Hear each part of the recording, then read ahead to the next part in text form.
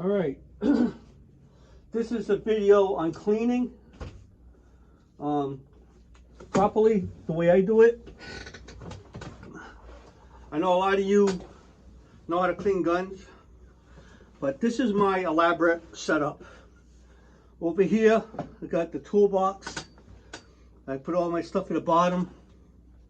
See, I got a bag full of those square swabs.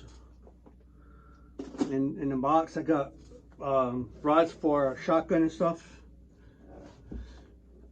These are all my tools I use for cleaning. Some people say they only spray it down and clean it. I'm a veteran, and we use a lot of Q-tips. Here I got wood tips.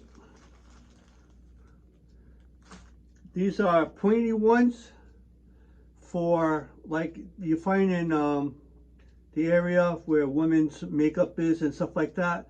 The point is nice to get in grooves. No, you get it right inside and then you get out. See? I don't know if you could see it, but I got some black off of it because the point gets in there well. Okay? It's nice to know to get in there and clean out really, really well. Now this gun has already been cleaned. I just spent about 40 minutes cleaning it. And if you could see, I'm still finding black in it using this Q-tip, this pointy Q-tip. Okay. Now, I'm showing this to you guys. Some of you might not know how to, all these little tricks. Some of you might. So for beginners and stuff, I'm showing this to you what I use. Okay, so here's my 1911. I just took apart and cleaned it. Like I said, you got your Q-tips, you got the pointy ones, and you have your wood tips. Okay. Now here I have my regular Hoppy solvent.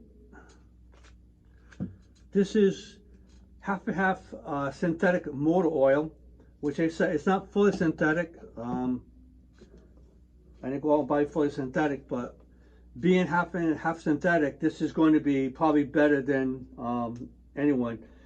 In the future, I plan on buying a bottle of Mobil 1 fully synthetic oil, which I read online that is better than any handgun oil that you could put on a gun, a firearm. Okay, so you can find these anywhere. You get a quart of oil, put it in here. It'll probably last you, forever. Okay, now this here. You get these plastic hook things, they're nice to get in there, but they're plastic. They don't dig in very well sometimes. These here, you usually find anywhere. They're the picks. You get in there nice. If you got really tight corners, you can get in there and clean up a little bit. You know, if you got a rag that's stuck inside the hand grip, you could hook it, pull it out, and then really do a nice job cleaning it up. You get in there nice with it. Now, here's a little gadget that a lot of people don't use. You've seen these online sometime. This is a dental tool, okay? I got it from my dentist because he didn't have it anymore. It's like a ball end on it. So it's not aggressive. I mean, it's nice to get in there and the little grooves and stuff like that, like in here. The smaller one fits in perfect, and then put it on a rag, and then you could get right in there. That's why I got this one here for my dentist. Here is part of a coat hanger. It doesn't have a sharp end, it's kind of, I just cut it, and then I put it on a rag, and it's not really that aggressive as a point like this here, but this is nice. You can get in there, and also you could use the other end that you bend over to put over the rag, and you could get into like a grip, or you could get into here, with the rag on it. But it fits nice. Okay, these are the tools I use, and that's why I want to show this. This isn't a military thing. These are pipe cleaners that you can find anywhere. They're nice when you have a little tight corners and you want to really get in there and clean something out. These do well. I don't use them very much because I got all these other pointy stuff. And of course I got my plastic brush. to use. This way here I could get in to little areas. You know, these are cheap. You can buy it at any gun store or buy it online, probably like three for like $5 or whatever they cost. They're really good to have. I usually use this in here. Okay, now here's another thing, getting to the barrel. I use jags. I don't use the slotted ends. I don't like them. I use the jags. I got one for 9mm. I got one for 45, which is this one, and I have one for 22. They work well. Rather than put them in a slot, you put the patch over it, and you go in there, and it really does a nice job cleaning. It's really nice. Now, here's another thing for you people to think about. If you have someone who has pill bottles, in the pill bottles, you could use it to store all your odds and ends, your brushes, you know, your cleaning swabs or whatever. I'm going for 22. This one here is for my 9mm. This way here, you can't drop them and you'll lose them, stuff like that, and they get mixed up. They're easy to keep place and you keep track of them. Okay? And then I have one for the 45s. Right?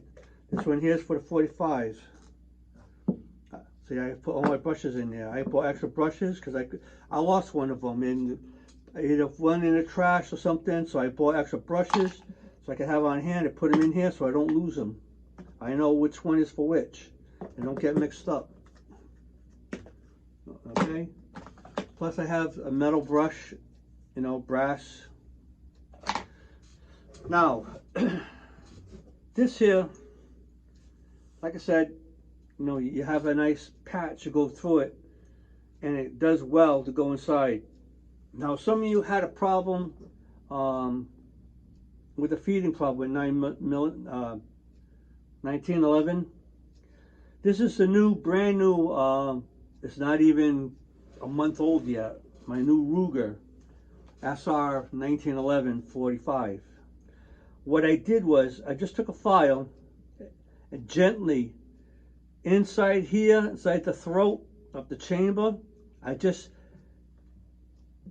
find something to point. Right in here, all I do is take a little file and just lightly, you know, file it down just a little bit. Just kind of take the roughness off of it. So when it feeds, it has a nice, nice surface to go in. This here, I took 1500 grain sandpaper. It's a fine sandpaper, and I went over it multiple times to give it that nice polish, you know, finish on it. That helps feed. Now, since I've done that, I've got 2 Power Mag McCormick magazines, 10-round magazines for this. No problem. I have 2 other magazines. I forgot who makes them. They're 8-round magazines. No problem. The thing works flawlessly. I took it to the range today. Had no issues whatsoever. It's a good way to keep it. Okay. So this is my my collection. I also have in here, besides all the brushes and stuff, okay, this is a toolbox that you can keep on hand. I mean, this is nice. It keeps everything separate, you know, so you can put all your little stuff in there. The wire cutters are for cutting the pipe cleaners down a little bit. Now, I put together a nice little kit. It's all Allen keys and a punch. What this is for is for my 22 rifle, that I need the Allen wrenches to take it apart. So rather than fuss with it and get mixed up with everything else, I put a nice little baggie, you know, so I can keep it all separate. So this way here, when I have my gun up here, I could just go in my bag, take out the little Allen wrenches I need, and take care of it. And here's another thing that you could use. Instead of the small wrenches, eyeglass wrenches. These are nice. If you got something on there, you could use it to scrape in. You know, you could use it to get stuff out, like if something's giving you a hard time. These are also nice to have. You know, you could use it. And I have the other half of it over here. So you got some nice stuff to work with. If you have a problem, you know, you can get in there, take a little screwdriver, you know, scrape it out so it's like a little file scraper that goes inside to scrape anything off. I had to do it to this here, the surface over here where the bullet goes. It was some stuff on it. It was like caked up on it. So all I did was took my pick. I could have used this here and just scrape it gently and it would just come off. It's not going to hurt the metal. This is stainless steel. As long as you're not digging into it hard, it's never going to hurt it. You know, these guns are made very, very well. Okay? So, this is what I'm talking about. It's 1500 grain. And it's like very almost smooth. It's like kind of a like rough, but it's not aggressive rough. It's like you can feel it. You know, it's almost like a fuzzy type feel to it. And that's what I use to clean up this here. I put this on here, smooth it down. Whenever you do something like that, always make sure you wipe off the excess. You want to make sure you get it in there nice. You know, you don't want your gun to be dirty at all. If you carry for protection, I strongly urge anybody who does carry for protection, clean your gun like your life depends on it. I cannot stress that enough. I try to tell people and they tell me, oh, I could just clean my gun and wipe it down and it's all set. God forbid if you go in and you go click. It happened. I was just talking to a guy at the gun store. He had 1022s, 3 of them, that they kept jamming. Why? The only thing I can think of is he's not cleaning it properly. There are little areas there that you have to get into to keep it clean.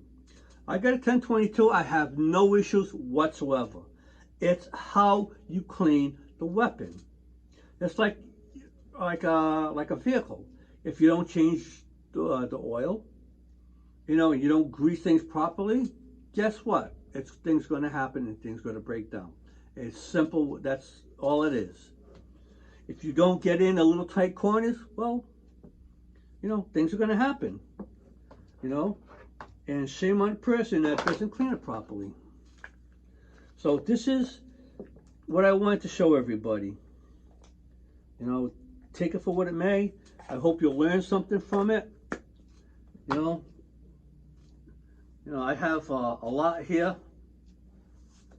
And here's one other thing I could show you while I have it up here. If you're having a problem shooting, and because you can't get a good sight, even if it's the combat sights on your gun, most of you already know this. Some of you don't. White clear polish, a bright white, fluorescent orange, and a clear coat. Paint your sights. Paint your front orange. Clean it up first. Paint it orange. Put a clear coat on it. Paint the rear sights white. Put a clear coat on it. Let it dry, then put the clear coat on it.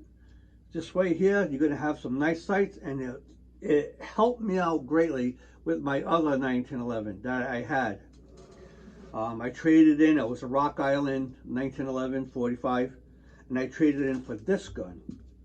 So now that you've seen everything that I could possibly show you, I hope you learned something from this. And always be safe on the range. Obey all your safety training so that nothing happens. Because God forbid, you know, nobody wants to ever get hurt. I don't wish that upon anybody. So, this is Dan. I hope to see some of you in the future on the range. Maybe you might recognize me. I live in Massachusetts, in New Bedford. So I love shooting. I love my 45. And with that being said, I'm gonna put my gun back together, and that's about it. So take care, everybody, and God bless you all. Have a good year. Now I have to get up and shut the camera off.